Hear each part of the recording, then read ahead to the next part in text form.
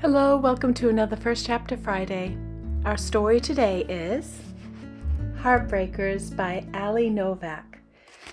This is definitely a romance, but it's also a family relationship story, and it's about a triplet set and what they do for the love of their sister. Chapter 1. Cara was clutching the latest edition of People as if it were the Holy Bible. "If I didn't have you bring me magazines," she said, "I'd go stir crazy locked up in this place." "I had to fight off some soccer moms for the last copy," I told her, and I was serious. Fresh reading material was a hot commodity among inpatients and their families in the hospital. Cara didn't hear me. She was already tearing through the magazine, eager to consume her daily dose of celebrity gossip. Beside her, Drew was camped out in the room's only armchair, staring down at his phone. From the scowl on his face, I knew he was either reading about last night's baseball game or discovering that the spotty Wi-Fi was particularly fussy. Unlike a typical day at the hospital, today I actually had something to keep me occupied during the visiting hours. After pulling a chair up to Cara's bed, I started scrolling through the pictures that I'd taken with my new Canon. My parents had bought me the camera as an early birthday gift, and I had tested it out at the Minneapolis Sculpture Gardens this morning. God, could he be any more perfect? I looked over and Cara had the magazine open to an interview with one of the guys from the Heartbreakers, her favorite band. The headline read, "Bad Boy Still Breaking Hearts." Underneath, it was an abstract with a quote, "I'm not looking for a girlfriend. Being single is too much fun." When I glanced back up, there was a look on Cara's face, eyes avid, mouth partially open, that made me wonder if she was about to lick the page. I waited a moment to see if she would, but all she did was heave a sigh, the kind implying she wanted me to give her a reason to gush over her favorite celebrity. "Owen something?" I asked, to be polite, but my attention was already focused back on my camera. "Oliver Perry," she said, correcting my mistake. I didn't need to look at Cara to know she was rolling her eyes at me, even though I had made my dislike of the band clear on multiple occasions. Like every time she blasted their music through the house. I didn't care enough about the Heartbreakers to learn their names. They were just another boy band whose popularity would probably sputter out as fast as it had shot up. "I swear, you're like a 40-year-old stuck in a teenager's body or something." "Why?" I asked. "Because I don't know the name of some boy band member?" She crossed her arms and glared. Apparently, I had crossed the line. "They're not a boy band. They're punk." There were two reasons I didn't like the Heartbreakers. First and foremost, I thought their music sucked, which should be explanation enough, but I had another reason. The Heartbreakers tried so hard to be something they weren't, parading around as if they were rockers when, really, they were just a boy band. Sure, they played instruments, but no amount of vintage band tees and ripped jeans could mask the watered-down lyrics and catchy beats of songs that were undoubtedly pop. The fact that their fans had to constantly remind the world that Heartbreakers were a real band only proved otherwise. I pressed my lips together to keep myself from laughing. Just because they cite the Misfits and the Ramones as their inspiration doesn't make them punk. Cara tilted her head to the side, eyebrows scrunched together. "The Who? See?" I reached over and I grabbed the magazine. "You don't know what real punk is, and this," I said, gesturing down at the page, "is not it. Just because I don't listen to all your underground weird stuff doesn't make you more musically cultured than me," she responded. "Cara, I said, pinching the bridge of my nose. That's not what I meant at all. Whatever, Stella. Cara slid the magazine back onto her lap. She looked away from me, shoulders slumping. Honestly, I don't care if you don't like them. I'm just in a bad mood because I wanted to go to their concert. The Heartbreakers had performed in Minneapolis this past month, and even though Cara had desperately wanted to go, she had decided not to purchase any tickets. It had been a tough decision, especially since she had been saving up for months.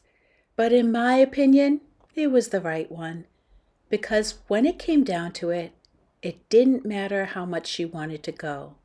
Her body was giving her all the signs that she couldn't. Nausea, vomiting, and fatigue, just to name a few, and she knew it. One important lesson that Cara's cancer had taught us was that there's a time to be hopeful and a time to be realistic. 2 weeks had passed since Cara started her first round of chemotherapy.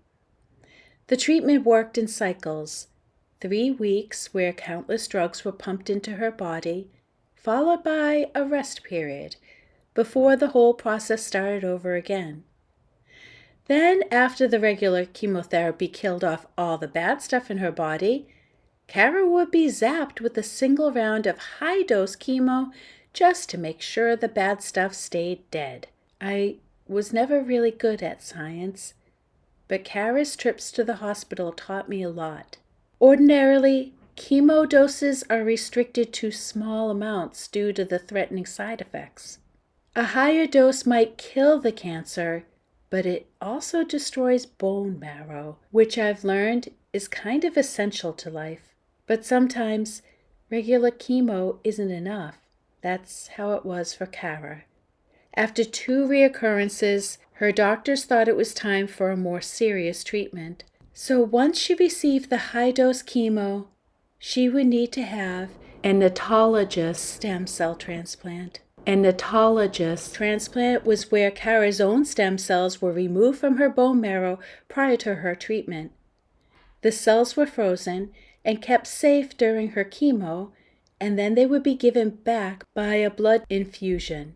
Without it, she wouldn't be able to recover. A small sigh escaped me, and I was careful with my words. I'm sure there'll be more concerts in the future, I said, and offered her a weak smile. I'll even go to one with you if you want. At this, Cara giggled. Drew's more likely to join a cheerleading squad. At the sound of his name, our brother looked up and raised an eyebrow at Cara before returning to his phone. It was just a suggestion, I added, but I was glad that she found it amusing. You at a Heartbreakers concert, she said, more to herself than to me. Yeah, right. At this, we both went silent. A thick kind of quiet settled around us. I could feel its weight bearing down on my chest, and I knew we were both thinking of stuff that was unhappy. Long days at the hospital tended to do that, and after a while bad thoughts came more easily than the good ones. A knock at the door pulled me back into my surroundings, and Jillian, Cara's favorite nurse, stepped inside. When I saw her, I glanced up at the clock and was surprised to see how fast the day had disappeared. "Stella, Drew," she said, greeting us both. "How are you both?" "Same as usual," Drew said as he stood up and stretched. "You?" "I'm doing well, thanks. Just here to check up on Cara." To her, she said, "Do you need anything, dear?" But Cara shook her head. "Are you kicking us out?" I asked. Visiting hours would be over soon, and that meant it was time for Cara's nightly meds, which included penicillin and a long list of other stuff that I couldn't pronounce. "No," Jillian said. "You still have time, but I figured you'd want to run down to the cafeteria before it closes." The thought of food made my stomach rumble. I'd gone straight to the hospital from the sculpture garden, so I hadn't eaten anything since breakfast. "That's probably a good idea," I said, and I wrapped my camera strap round my neck and stood up. "See you tomorrow, punk." I wanted to lean over and give her a kiss, but I couldn't. Cara had non-Hodgkin's lymphoma. There was a type of cancer that originates in the lymphocytes, white blood cells, which are part of the body's immune system. Normally, people with non-Hodgkin's were treated as outpatients. They would come to the hospital on a daily basis to receive treatment before going home. And during her first 2 bouts of cancer, Cara was an outpatient too. Every day, my mom would drive her to the hospital and her drugs were administered through an IV. It normally took about an hour, and sometimes Drew and I would tag along and do homework in the waiting room. But Cara recently had complications with her appendix, and it had to be removed. Since her white blood cell count was so low, her doctors were concerned that she was at risk of infection, and she had to stay in the hospital for a few weeks. When we visited, we were required to wear masks over our mouths, and we couldn't touch Cara because there was a chance that we could get her sick. I knew being away from home was hard for her, and it was frustrating that I couldn't even comfort her with a hug. "You know where to find me," she said, and rolled her eyes. "Get some rest for me, okay?" Drew said in parting, and then he turned to me. "Ready? I'm hungry." "Yup," I responded. "Me too." We said one last quick goodbye, and then we were out the door, heading in the direction of the cafeteria. "Think they'll have those caramel pudding cups today?" Drew asked as we made our way down the familiar hospital halls. "Man, I love those things," I said, "but I doubt it. Haven't seen any in a while." "Lame."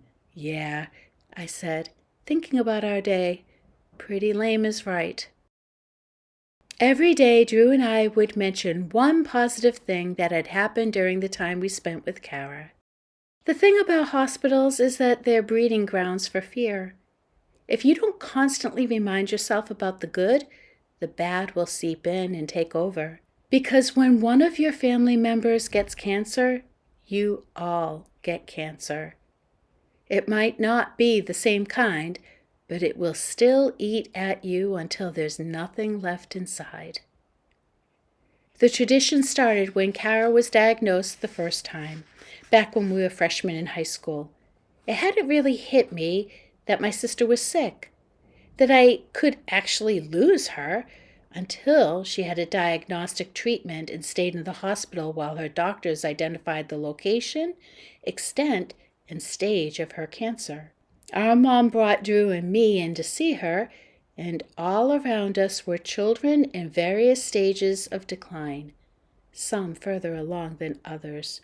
That was the first time I felt the fear. It buried its nails in my chest and lifted me clear off the ground and said, "See those kids? Those kids are actually dying." And that made me wonder, if my sister was here, did that make her one of those kids too? "What's your positive?" I asked Drew when we reached his old Honda Civic on the far side of the hospital parking lot. He was fiddling with his keys, and even though I knew my door was still locked, I yanked on the handle. "The caramel pudding cup," he said. The locks popped up with a click when he found the right key. That S was delicious. "A pudding cup?" I repeated as we both climbed into the car. "That was your positive?" "It's that or the fact the Wi-Fi was in an obliging mood today."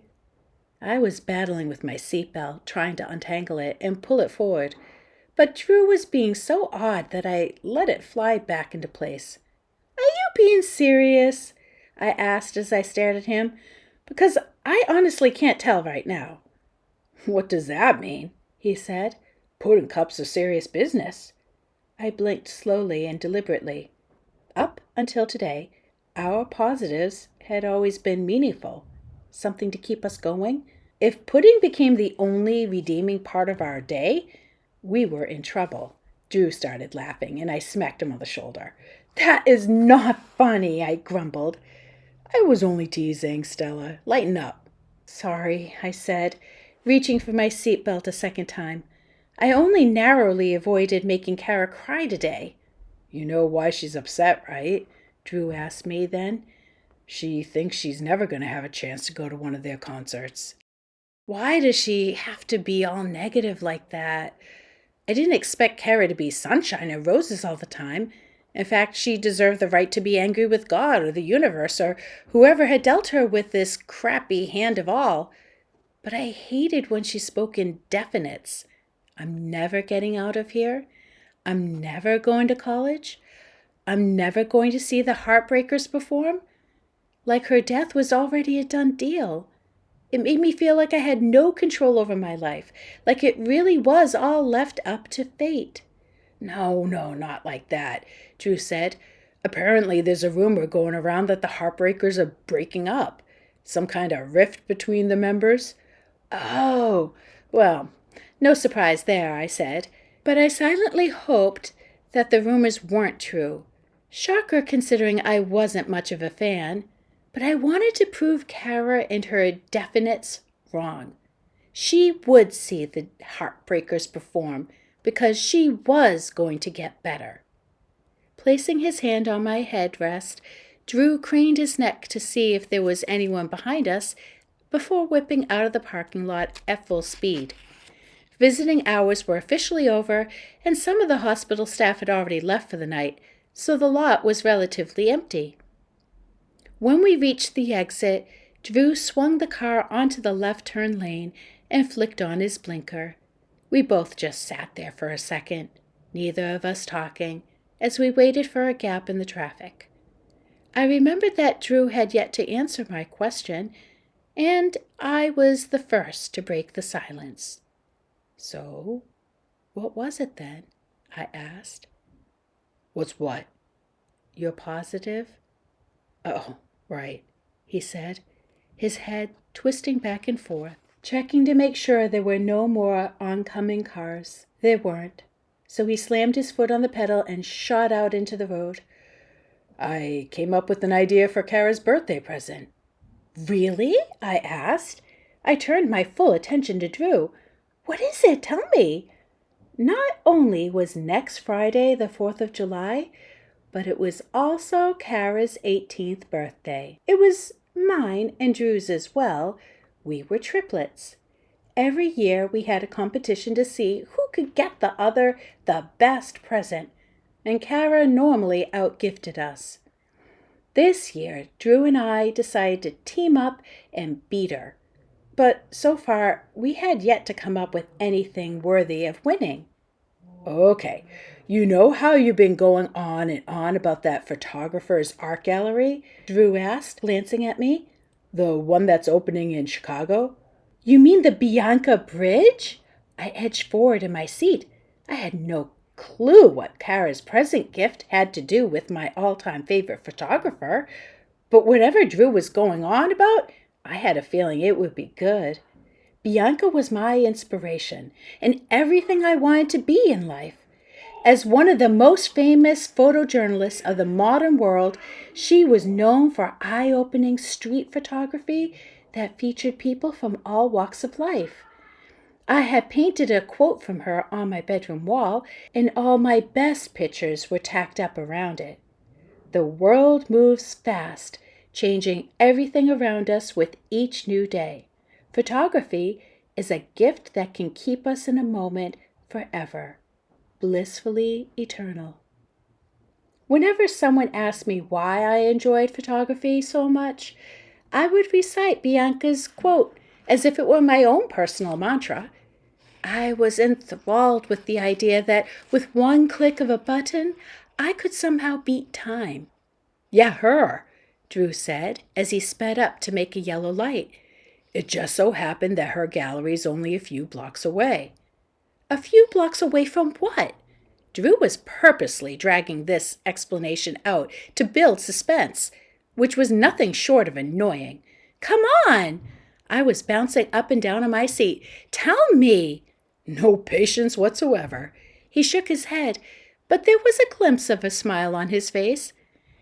It's a few blocks from a radio station where the Heartbreakers will be doing an autograph signing this weekend. Are you for real? Drew lifted his chin, and a smirk flashed across his face.